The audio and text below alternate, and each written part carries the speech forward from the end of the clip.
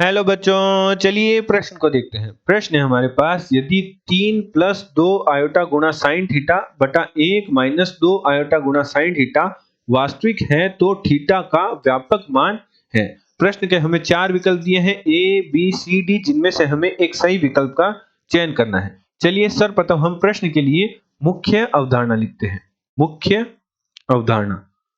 अवधारणा में हम सर्वप्रथम देखते हैं कि सम्मिश्र संख्या क्या होती है। सम्मिश्र संख्या सम्मिश्र संख्या हमारे पास होती है z बराबर x प्लस आयोटा y। एक हमारे पास सम्मिश्र संख्या है जहां x है वह सम्मिश्र संख्या का वास्तविक भाग है एवं आयोटा y है वह सम्मिश्र संख्या का काल्पनिक भाग है। यदि हमारे पास एक सम्मिश्र संख्या कुछ इस प्रकार दे रखी हो, या हमारे पास कोई एक संख्या इस प्रकार दे रखी हो कि x प्लस आयोटा y बटा a माइनस आयोटा b वास्तविक है, तो इस स्थिति में हल करने पर जो हमारे पास सम्मिश्र संख्या प्राप्त होगी उसमें जो काल्पनिक भाग प्राप्त होगा वह शून्य के बराबर होगा।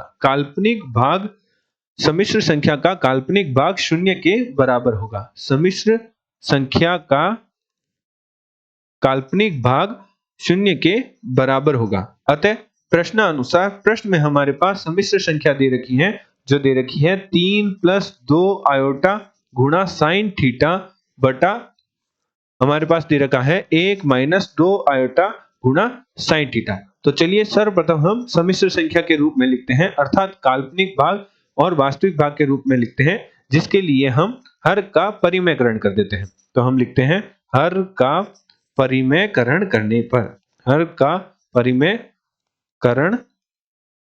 करने पर तो परिमेयकरण करने के लिए हम अंश तथा हर में हमारे पास सम्मिश्र संख्या थी 3 प्लस 2 आयोटा गुणा साइन थीटा बटा 1 माइनस 2 आयोटा गुणा साइन थीटा के अंश तथा हर में 1 प्लस 2 आयोटा गुणा साइन थीटा की गुणा अंश तथा हर में 1 प्लस 2 आयोटा साइन थीटा की गुणा कर देते हैं।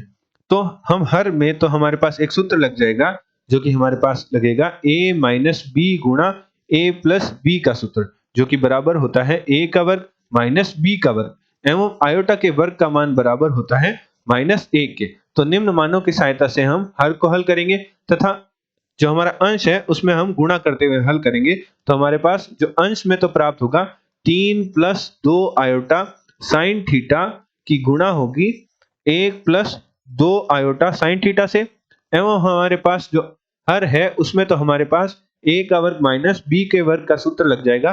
तो हमारे पास प्राप्त होगा 1 का वर्ग माइनस 2 आयोटा का वर्ग गुणा साइन वर्ग थीटा लिख सकते हैं। तो हमारे पास हर में तो निम्न मान प्राप्त हो जाएगा। तो ऊपर जो हमारा अंश दे रखा है उसे गुणा करते हुए हल करते हुए लिखते हैं। तो हमारे पास अंश में तो बन जाएगा 3 plus 6 iota sine theta plus 2 iota sine theta plus हमारे पास आएगा 4 आयोटा का वर्ग गुणा साइन वर्ग थीटा, एवं हमारे पास जो हर है उसमें हमारे पास 1 का वर्ग तो हमारे पास 1 होता है और 2 आयोटा साइन थीटा के पूरे का वर्ग को हम लिख सकते हैं 2 आयोटा का वर्ग गुणा साइन वर्ग थीटा। तो 2 आयोटा के वर्ग का मान हमारे पास हो जाएगा प्लस माइनस का 4, तो माइनस माइनस प्लस हो जाएगा, और साइन वर्ग थीटा तो हमारे पास हर में प्राप्त होगा 1 प्लस साइन 4 गुणा साइन वर्ग थीटा। तो हम हल करते हुए कुछ इस प्रकार लिखते हैं कि हमारे पास जो 4 आयोटा के वर्ग साइन वर्ग थीटा का मान हमारे पास प्राप्त हो जाएगा माइनस का 4 साइन वर्ग थीटा और 2 आयोटा साइन थीटा और 6 आयोटा साइन थीटा मिलकर हमारे पास 8 आयोटा साइन थीटा बन जाएगा। तो हम हल करते हुए लिखते हैं 3 plus 8 iota sine theta minus हमारे पास आ जाएगा आयोटा के वर्ग का मान माइनस 1 होता है, तो माइनस 4 साइन वर्ग थीटा, और हमारे पास हर में प्राप्त है 1 प्लस 4 साइन वर्ग थीटा। अब हम काल्पनिक भाग और वास्तविक भाग को अलग अलग करते हुए लिखते हैं। तो हमारे पास प्राप्त होगा 3 माइनस 4 साइन वर्ग थीटा बटे में हमारे पास आ जाएगा 1 प्लस 4 साइन वर्ग थीटा प्लस 8 आयोटा बटे में हमारे पास आ जाएगा 1 प्लस 4 साइन वर्ग थीटा।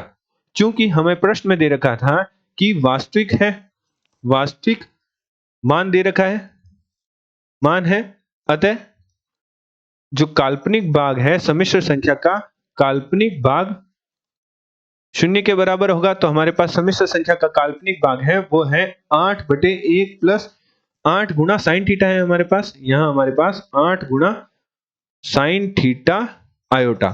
तो 8 गुना साइन थीटा बटे 1 प्लस 4 साइन वर्ग थीटा है, वह काल्पनिक भाग है, वह शून्य के बराबर होगा।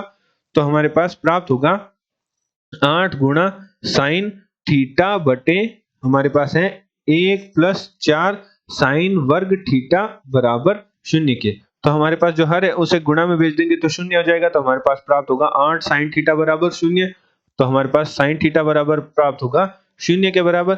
चूंकि हम जानते हैं कि जो थीटा का मान है वह शून्य तभी ही होगा जब हमारे पास थीटा है n पाई के रूप में होगा। साइन थीटा बराबर शून्य तभी ही होगा जब थीटा का मान n पाई के रूप में होगा, जहां हमारे पास जो n है वह हमारे पास धन पूर्णांक है। तो हमारे पास थीटा का मान प्राप्त हुआ n पाई। चलिए प्रश्न के विकल्प देखते हैं। हमारे पास दिए गए प्रश्न में जो हमारा बी विकल्प है वह प्रश्न का सही उत्तर है। आशा करते हैं आपको प्रश्न का हल समझ आया होगा। धन्यवाद।